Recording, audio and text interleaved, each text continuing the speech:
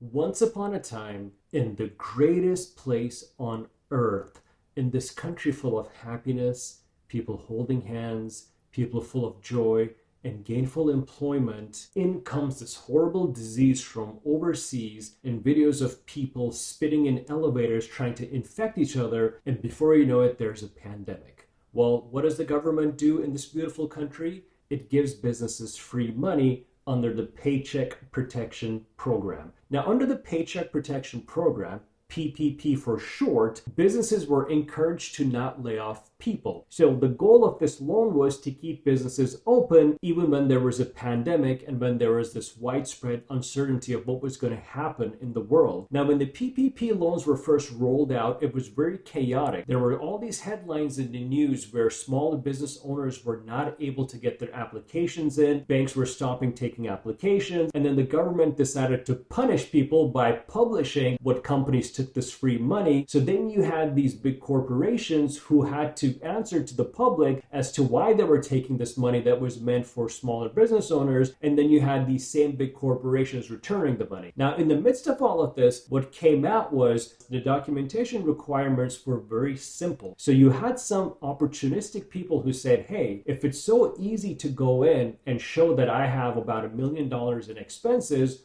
why not do it? It's free money. Now, the documentation to show payroll was very basic. You were pretty much supposed to show your own records. So you could really go in and you could generate a report showing that you had this much in payroll back in 2019, and banks were supposed to take this at face value. Now, of course, I'm simplifying this. There were some other requirements too, but they were very basic. So as a result, you started hearing stories of people possibly abusing the system, but you didn't really know what would happen to them because when this thing first came out, it was just a lot of chaos. Now, fast forward to today, and now we're seeing these headlines come out and people are actually being convicted and sent to prison for over 10 years. So what I'm going to share with you is a press release from the Department of Justice that came out in May of 2021.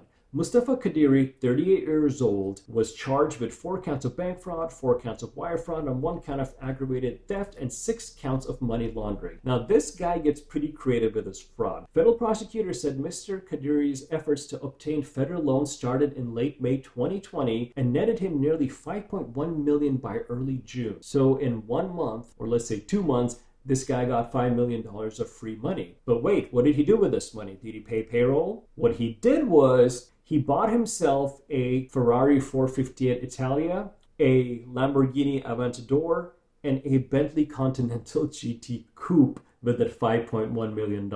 Now, according to the release, he faces a maximum of 302 years in prison for those 3 cars. Now, this guy got pretty creative. What he did was he submitted false and fraudulent PPP loan applications to 3 different banks for 4 different companies in Newport Beach. So one of the companies is All American Lending Inc., All American Capital Holdings Inc., RadMediaLab Inc., and Ad Blot Inc.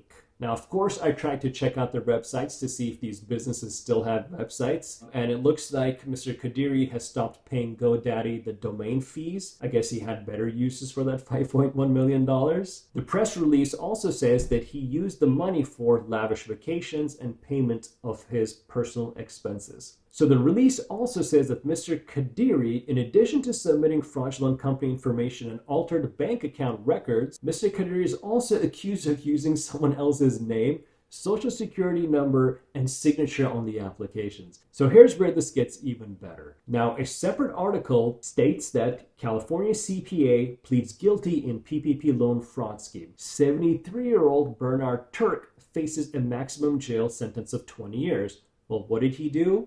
He helped Mr. Qadiri in getting his Ferrari, Bentley, and his Lamborghini. So what Turk did is he helped Mustafa Qadiri obtain a $1.2 million PPP loan. So remember, Qadiri got $5.1 million or so, but apparently $1.2 million of the money that he got was facilitated by the CPA. Turk runs a tax preparation business in Tarzana, which is the valley. He helped his client, Mustafa Qadiri, submit a false application for a PPP loan on behalf of Qadiri's company, Agency 126. Wow, another company. A marketing and video production agency, according to authorities. I'll have to check out that website. Maybe they can help me out with these videos. According to federal prosecutors, Turk prepared a false federal corporate income tax return claiming that Agency 126 paid employees $5,383,000 in wages during the 2019 tax year. The reason why he went with a large number is because he was trying to get a bigger loan, and apparently this was a $1.2 million loan. Turk gave the false 2019 tax return to Qadiri to submit to a bank to support the PPP loan.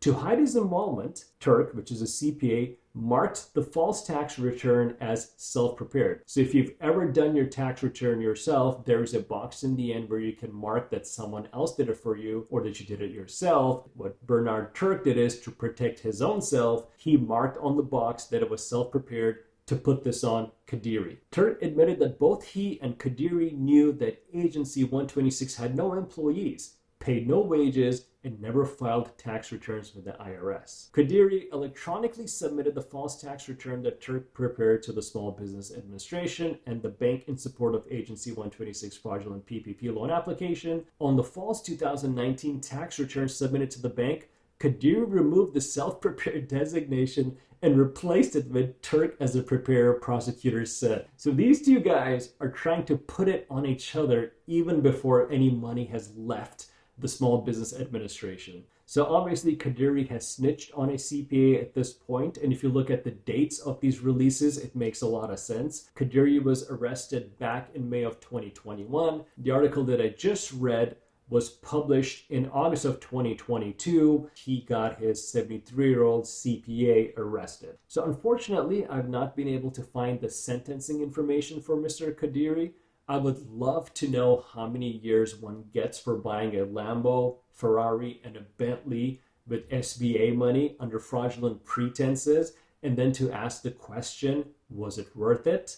But once I do find out, I will be making an update to this video. Thanks for watching.